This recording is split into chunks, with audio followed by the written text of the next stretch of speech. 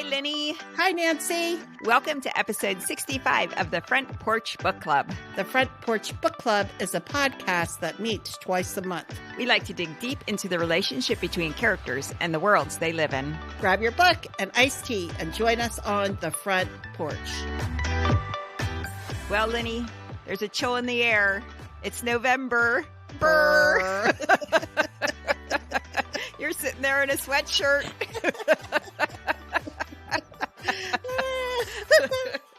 And I walked outside today, and this is the first time this year I was like, oh, that's cold. That Really? is cold out. Yeah, it was kind of chilly this morning. Oh, okay. Mhm. Fall is definitely playing with us. Winter is pretending that it's not just around the corner, but it is. I don't like any of this. Yeah, I like the summer. Me too. So that's why it was nice to read The Island of Missing Trees by Elif Shafak, because it mostly takes place in very sunny, very hot Cyprus. But then the story many years later takes place in cold winter. That part wasn't quite as enjoyable. Elif Shafak is an award-winning British-Turkish novelist. She has published 19 books, and her work has been translated into 55 languages. Shafak holds a PhD in political science, and she has taught at various universities in Turkey, the US, and the UK, including St. Anne's College and Oxford University, where she is an honorary fellow. She also holds a doctorate of humane letters from Bard College, and she is a founding member of the European Council on Foreign Relations. And those are just a sampling of her accomplishments. Yes, she is certainly a very accomplished person. And I think this book really showcases her expertise in political science, in Turkish history, and the life of a researcher, which with her PhD, we know that she has done a lot of research. So our main characters are Kostas, a Christian Greek Cypriot, his girlfriend Defne, a Muslim Turkish Cypriot, and the daughter they have many years later, Ada. This book bounces back and forth in time, and we learn about Kostas and Daphne's forbidden love and the war that tears them apart, their lives alone, and then their eventual reunion, marriage, and birth of their beloved daughter. But we also learn about the wounds they both carry and how some of those wounds can't be healed even by love. The book goes in and out of a couple of decades over the course of the life. But where they meet and fall in love is Cyprus in the 1970s. Now, Yes. Nancy, did you know anything about Cyprus in the 1970s? Okay, I enjoyed reading this book because I remember the news, and it seemed like the war in Cyprus was on the news all the time. It just seemed like a terrible conflict, all kinds of violence. And I don't think that my brain has ever updated that version of Cyprus or even examined it. I mean, I remember the childhood exposure to Cyprus, and then I never really thought much more about it. So this book for me was an opportunity to re-examine those memories and get up to date with what Cyprus is today and the ramifications of that violence. How about you? What do you remember from Cyprus? I don't remember anything about Cyprus. I think I got turned off by the news, which of course was on every night in our house at 6:30 with Dan Rather and Walter Cronkite. Yeah. What I remember was the Vietnam War ending. Yeah. And Watergate and nauseum Yes. in the 70s. So I think I just blanked out. Like, I'm like, yeah, I don't need to be a part of any of that 6:30 nonsense going on. I think I went to the center and had fun with my friends at 6:30. Being a teenager, that's probably the best thing that you could be doing. But really, you don't remember anything about the war in Cyprus? Nothing. Really? Okay, so Absolutely nothing. did it surprise you to find out about the war in Cyprus in reading this book? Yes, I didn't even know there were two different kinds of people there with two different nationalities and Yeah. religion. I didn't know anything about it. Mm-hmm. I thought it was all like, I just considered it Greece or Greek or just a pretty island where people go vacation and stop on cruise ships. This is what I thought Cyprus was.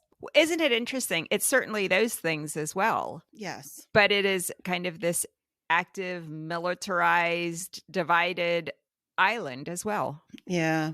I didn't know anything about all of that. So one of the things I wanted to ask you about was this book does bounce around in time, and it made me think of The Rabbit Hutch, which also bounced around in time. And I remember you saying that was so confusing and you had trouble following it. So I was wondering, were you able to follow the flow of the narrative in this book, or did you find it similarly confusing? Okay. Well, since you had me reading all of these books, Nancy, I know. I've become a little bit more knowledgeable, and that some authors take swanky approaches to their writing. But I will tell you this, chapter 2 or 3, I don't know. After Ada has her screaming fit and her dad picks her up at school, the next thing I know, I'm thinking her father's burying her in the yard. I No. think the same thing. And I'm like, don't want it. What is Nancy having me read? What is this book? Is the father going? Is he upset? What is that? What kind of a book is this? Okay, well, No. I thought this is just a trickster. It's at the very end of the that chapter that it says that it's a fig tree. That the fig tree's talking. What? A talking fig tree? I'm like, the man is going to bury his daughter. He's upset with her. He's just going to go in live. Okay. Because the tree is absolutely alive. So she's going in live. I'm like, oh, Nancy, this is beckoning this horrible movie that I saw where they threw live children in the grave. What? Okay. When an elder would die in the Amazon on this tribe, they would throw a child in the grave with them to keep them company in the afterlife. Oh my goodness, And so I'm like, what in the heck is this book? Okay. And then I realized, oh, okay, well, the tree's talking. Okay, that's at least better, I guess. Not sure I understand all of this. I think at that point it was like, I'm going to read the jacket of this book and find out what this book is about. Mhm. Thank gosh it's not about murder. So after you figured out that there was a talking tree and, and that Kostas did not murder his beloved daughter, were you able to follow the timeline that jumped around, or did you find that bothersome? It was not bothersome to me because it said right at the beginning of every chapter, what decade are we in? Right. And then there was the tree symbolized when the tree was going to be talking. So that kind of kept me going because the tree lasts all these decades as well. Right. So we need to know, is the tree in Cyprus and is it the 1970s? Is the tree in England? What decade is it? Yeah. So I liked that with the author. Look, if I can follow the book, anybody can. It wasn't a problem. Nothing was a problem with this book after I found out this girl was not going to be buried alive. I was hooked in. It is important to note, Ada survives the story. Yes. And we like her. We like her so much. We yes. like her. So what did you like most about Ada? I think she's a good teenager. She talks like a teenager. She responds like a teenager. There's all this stuff about her on the internet and social media. So she provides a real updated version compared to, like, you know, when I think about Cyprus in the 1970s, it's almost like the old world. Like it's the old customs and the traditions and the folklore and the religion and all this old stuff. And Ada is like this new, fresh face. And she has her insecurities with her peers and she's trying to find herself. But she is a very real person. I probably thought her character was more real in some ways, more authentically her than looking back on young love at the restaurant, Mm-hmm. falling in love.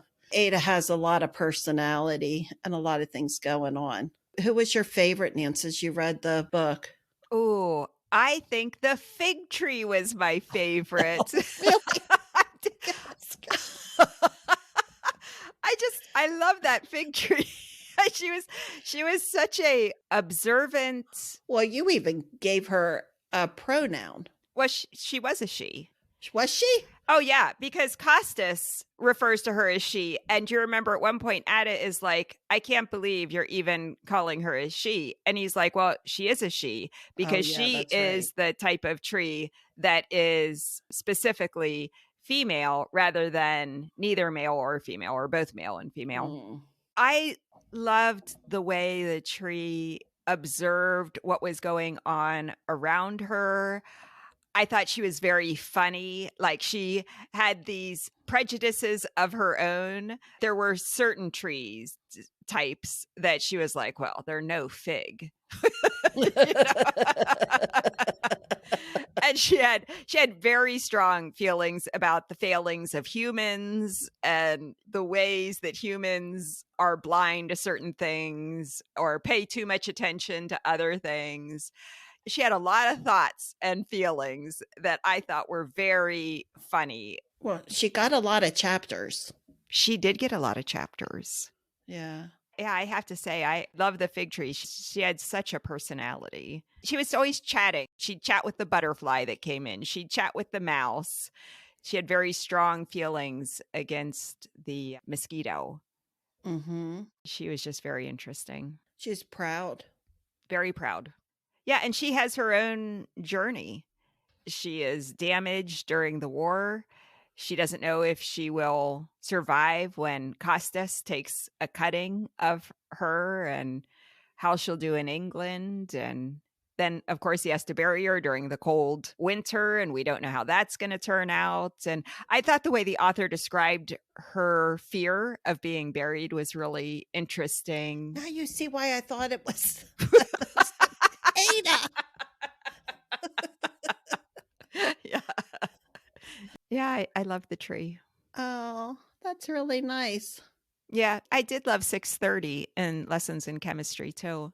Yeah, you did. I think it's fun when authors animate and give human consciousness and thought processes to non-human creatures and then play with that and reveal interesting things by thinking about, well, what would a tree be thinking in this situation? What might a dog notice? It shows, I think, some real innovation and playfulness that I really Mm-hmm. admire. Yeah. Okay. Costas and Daphne kind of become this Maria and Tony from West Side Story. They have different cultures, different customs. And so their love was in many ways forbidden. Definitely. The parents would not have been happy with either side of them hooking up with the other side. Right. I did like the sister in the book who plays a part in all of this, and she ends up changing her mind about Costas a bit, but she stays true to herself. She keeps the secret that Daphne is dating and actually becomes pregnant with this child, which again is another shame at that time. People would have been mortified. But as that is where the book starts, the ethnic tension increases from that point to be one of war. And the sides become further apart, and the fear and the violence grow from that point. Mm-hmm. Like you, I definitely was thinking of other love stories like that in literature. So I was thinking of Romeo and Juliet and how those stories often depict that love is really what matters, but those who dare to challenge those kinds of societal structures can end up in tragic fates. then it's the beauty of a pure love and the tragedy that ensues. It takes that kind of juxtaposition for people to re-examine their own hate and prejudice and say, we're not sure that was worth it. And so this story does seem to do that. It's just this very human desire to other people who aren't like yourself. And when you other them, they're not us. You start to demonize them. You start to think that they are your enemies. And I thought this novel did a really interesting job in portraying that Daphne's family, I mean, they weren't bad people. Kostas's mom loved him dearly, but yet they clung to these particular ideas and ideals of who they were, who their children should be. And that ended up having disastrous consequences for Kostas and Daphne. Right. I liked at one point at the end, he asked about who they were digging up. She said they're islanders. And I thought that was one of the most powerful points of the whole story. I agree. Because that was the one where you said, no, see, all of that war stuff, it didn't matter. We were all a part of Cyprus. Right. We were all children of this country and of this island. I liked how that came back and showed a bit of healing, hopefully, that had taken place within the hearts of the people that lived there. There was still trauma amongst a lot of the people and prejudice. But when she said it doesn't matter, it was an islander, I thought that was beautiful. Yeah, and it certainly shows her evolution as well, to be able to say, it doesn't matter who these people are we're exhuming. They were loved by people who deserve to know what happened to their loved one and deserve to be able to bury them in the manner that they see fit. Mm-hmm. I thought the end where Ada has learned about her parents' history and Kostas has promised to take her to Cyprus because she's never been to Cyprus. She doesn't speak Turkish. She doesn't speak Greek. She really has been unable to find out anything about her parents and their history. They have refused to tell her about any of that. So her aunt, Miriam, asks her whether she's going to visit the Greek or the Turkish side first. And Ada says she's visiting islanders. So she has picked that up from her mother. And that seems like a really hopeful sign of a new generation. But the reality is Cyprus is still divided in half. And it remains an intractable conflict that many peacekeepers have tried to resolve over the years, and there's still this conflict that remains. So while Daphne and some others have overcome prejudices, it certainly still remains very active today. Oh, Nancy, I didn't realize that. Mm-hmm. Wow. That's rather sad. It is. It makes me think of Northern Ireland when we were growing up and all the troubles in Northern Ireland. I do remember that. Yeah. I remember thinking, why in the world are Protestants fighting Catholics? Like, what? The Christian family, what are you doing? Get along, for goodness sakes. You're praying to the same God. And you both pray to Jesus, too. Jesus, help us kill our brother. It just seems so impossible to understand. But it's like, most of these conflicts, we speak a different language. Yeah, but we're all human. I think all of this sounds very Pollyanna-ish, sitting here in the United States. Right. But I do think this book really illustrates the consequences of what some of that division can mean.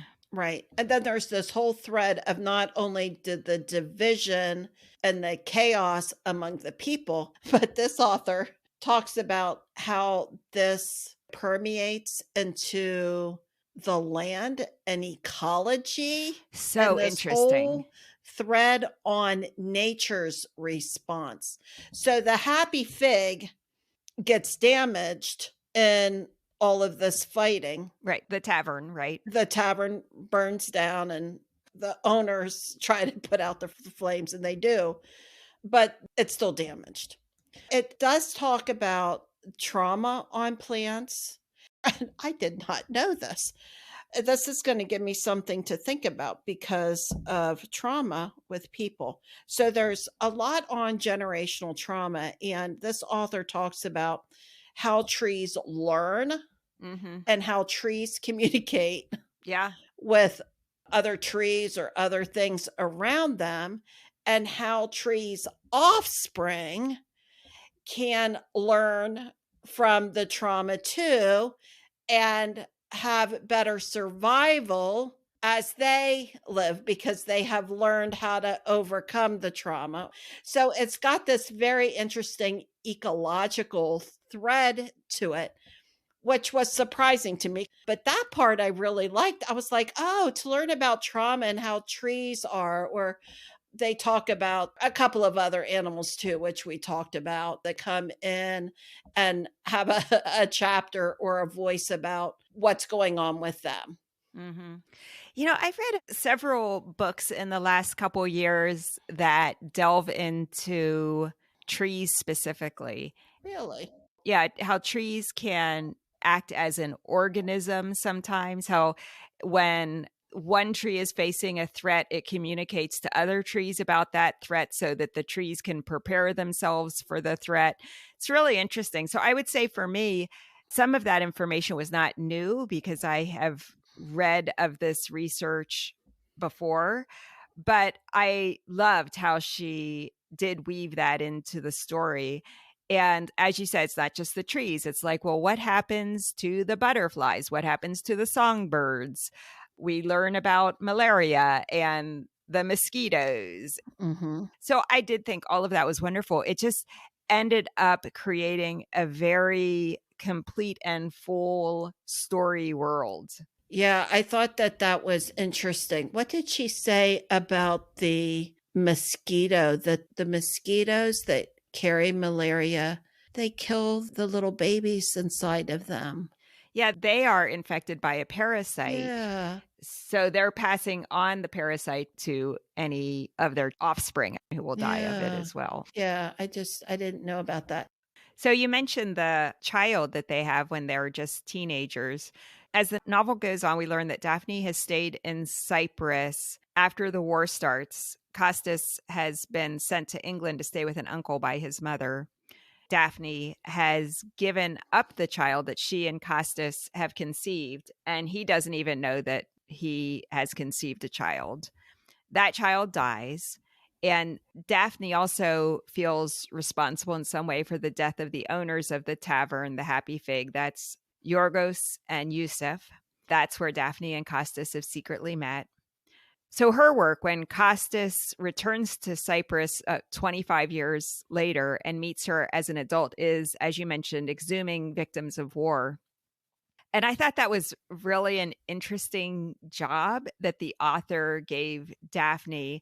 I thought that the exhumation work that Daphne was doing mirrored the emotional work she needed to do in exhuming the secrets in her life. So the secrets of her and Kostas's relationship, the secret of this child that she gave up, the secret of the child's death, the secret that she had basically witnessed the murder of the owners of the tavern. Ultimately, she overdoses. Perhaps it's a suicide. We don't know for sure, I don't think. And Kostas tells Ada that Daphne was like a girdled tree that is, quote, strangled by its own roots, and that Daphne couldn't escape her pain, and the great love that they shared couldn't heal her. I thought that was an interesting diagnosis that Kostas came up with because he is a researcher that studies trees, but what an apt description of someone who can't get over something earlier in their life that has happened and just can't get beyond it. This idea of a tree that is strangled by its own roots. I thought that was really a striking image. Yeah, Daphne does carry a lot of secrets and a lot of trauma, not only from the war, but of having this baby out of wedlock and then giving the baby up. She does look at abortion as an option at one time. She's had a really, really hard life. Yeah. In a lot of ways, what I like about her character is that she is not perfect. She's on her own healing journey. Yeah. She does allow Costas back into her life. She does go on to have another baby. Yeah. She leaves her beloved Cyprus. Hmm. So she does grow. She does become a person, but she's not completely healed from it. She, it seems to me, develops alcoholism. Definitely. Yeah. She could have been prone to some of that earlier on. She is using that as a way to cope Hmm. from her troubles. Because she doesn't want her daughter to know, and she is very forceful about this. She does not want to talk about Cyprus. She does not want to raise her child knowing anything about her culture. There shows that the secret continues. Yeah. There shows that they're still not processing it. I talk a lot about processing people's trauma because that's how I look at it. But we're not there yet. Hmm. And boy, she is out of Cyprus for a long time because Ada is what, like 15 or something when we pick up the story. And so she has lived in a different country for 15 years. And it's a long time before that the war ended. So she still carries the trauma with her that is holding her back.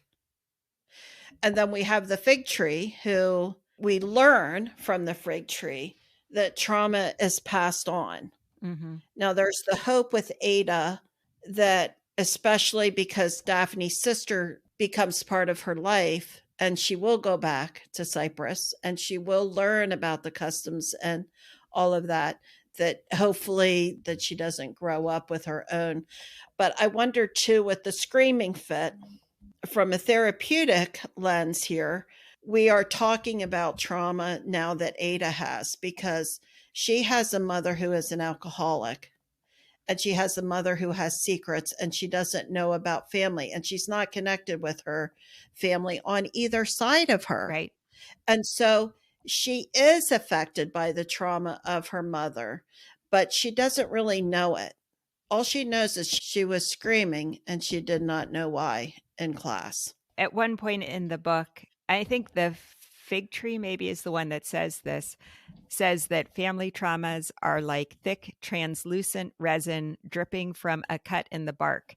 They trickle down generations. Mm-hmm. Daphne felt that she was protecting Ada by not telling her anything. Mm-hmm.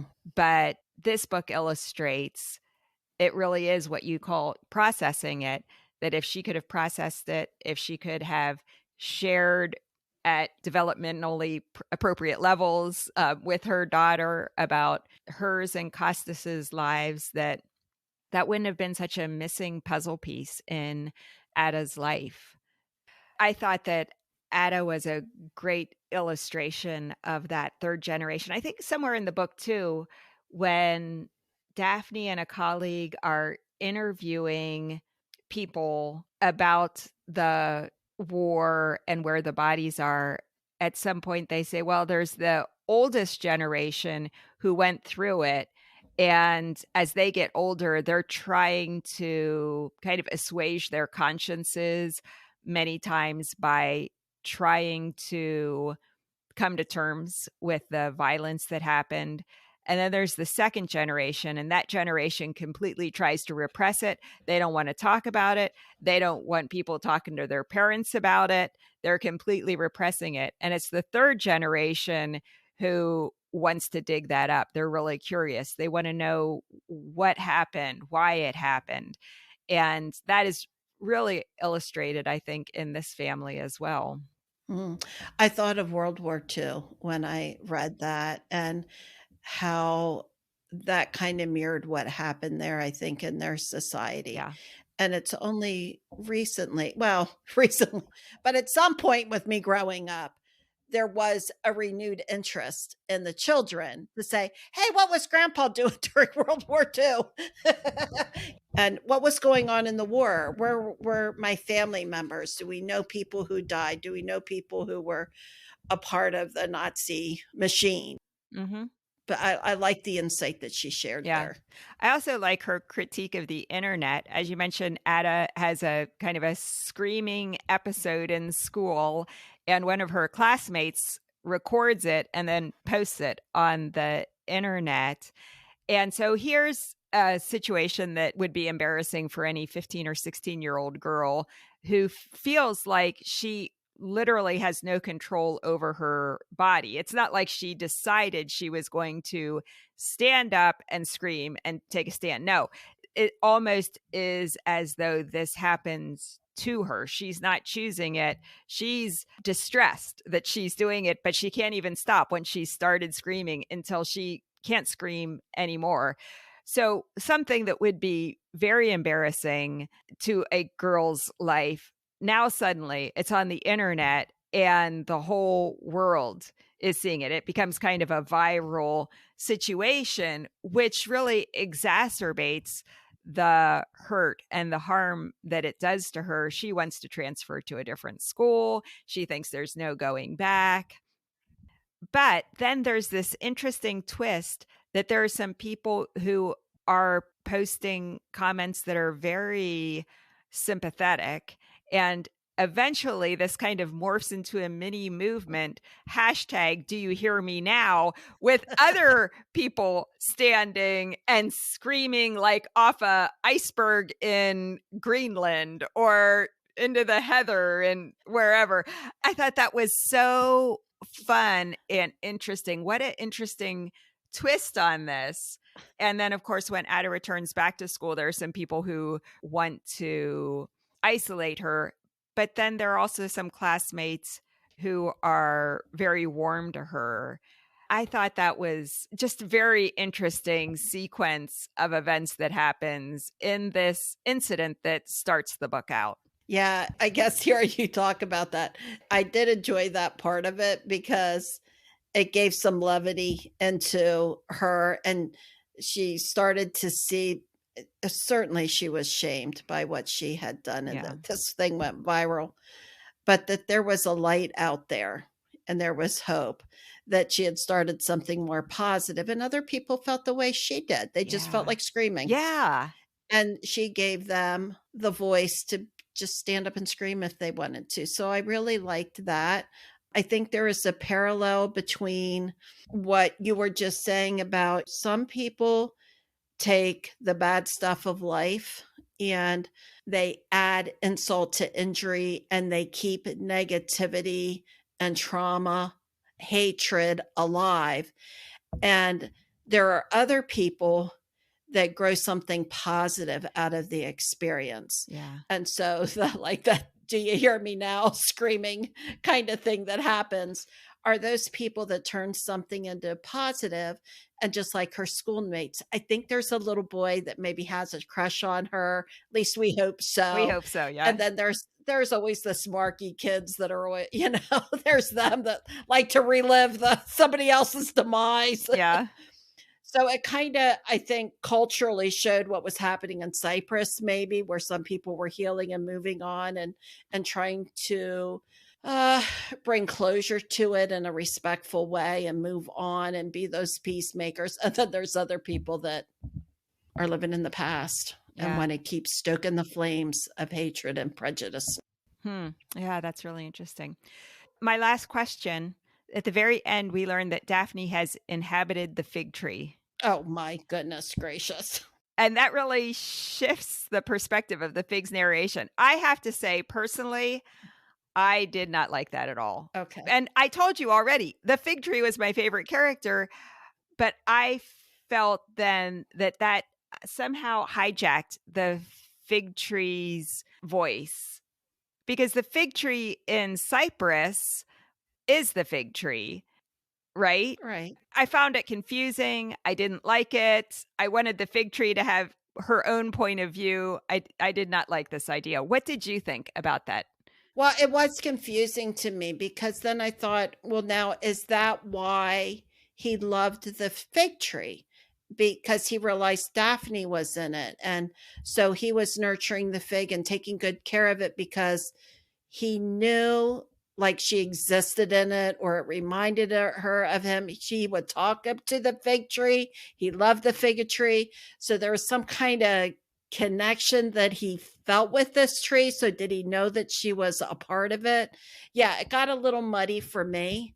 I like the idea of the fig staying its own person with its own experiences and its own insight away from the story as just an observer. Mm-hmm. It did make me want to go back and read the fig tree sections again, but I actually decided I didn't want to do that. And I would just forget that supposedly Daphne inhabits the fig tree. All of Cyprus fig tree would have been the fig tree. Even the early fig tree in England would be the fig tree. So she's Sure. only kind of taken over the fig tree in the last 11 months. Yeah. I decided I was just going to ignore that part of the story.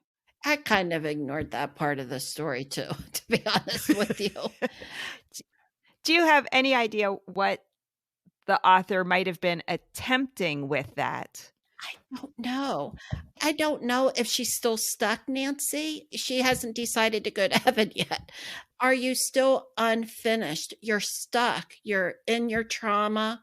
You're not able to move on in some way. Was it symbolic of that, do you think? Possibly, because Miriam, her sister, says she's praying for Daphne's soul to ascend to heaven or whatever the Muslim equivalent of that would be. I think she does say heaven, though. Well, she better keep praying because she's stuck in the She's stuck, fig yeah. tree. But she chooses, yeah, she does choose that. And I don't know, is she watching over Kostas and Ada? It doesn't say that she's watching over and that she loves them and she doesn't want to be a part of their lives. Yeah. Like, it's not about that at all in the book. Yeah. Like, if the tree would at some point say, I need to take care of Kostas, or I like watching Ada grow and making sure I like giving shade to Ada. Mm-hmm. It's not about that. So I don't know. But she is trying to communicate to Kostas how much she loves him. Really? Yeah. Like this was at the very beginning of the book. Oh. You know, she's talking about it might seem crazy for a fig tree to love a man so much. And it's crazy to think that he might reciprocate my love. So there is that I thought that was Ada talking. That's why I don't remember that, because I'm like, he's gonna bury this poor girl. That's why I missed that whole section. Okay. Oh, that's funny. Yeah.